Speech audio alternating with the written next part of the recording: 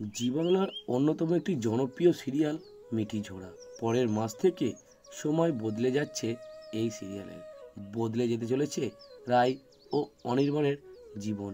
আসছে গল্পে নতুন মোড়। অবশেষে সব ভুল বোঝাবুঝি মিছে এবং সব বিপদ কাটিয়ে এক হলো রায় ও অনির্বাণ।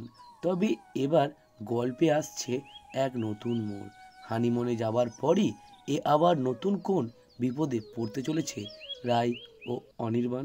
অন্যদিকে রায় ও অনির্বাণ যখন নতুন জীবন শুরু করেছে, যখন মনে হচ্ছে আর কোনো বিপদ তাদের ছুঁতে পারবে না, ঠিক তখনই রায়ের জীবনে আবারও বড় ঝড়ের আগমন ঘটে।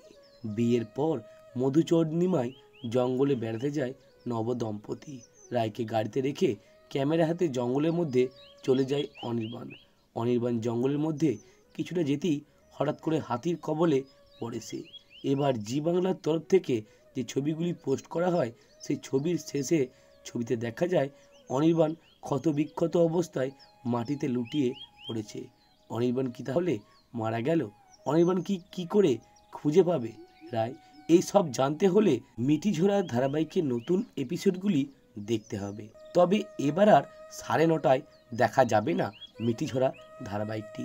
3রা মাস থেকে নতুন সময় 10টা 15 থেকে দেখতে পাবেন মিঠিঝোড়া ধারাবাহিক। তো বন্ধুরা, রায় কি পারবে অনির্বাণকে বাঁচাতে? জানতে হলে দেখতে হবে মিঠিঝোড়া ধারাবাহিকের আগামী পর্বগুলি। আর সব আপডেট সবার আগে পেতে হলে চ্যানেলটি অবশ্যই সাবস্ক্রাইব করে আমার পাশেই থাকুন। ধন্যবাদ।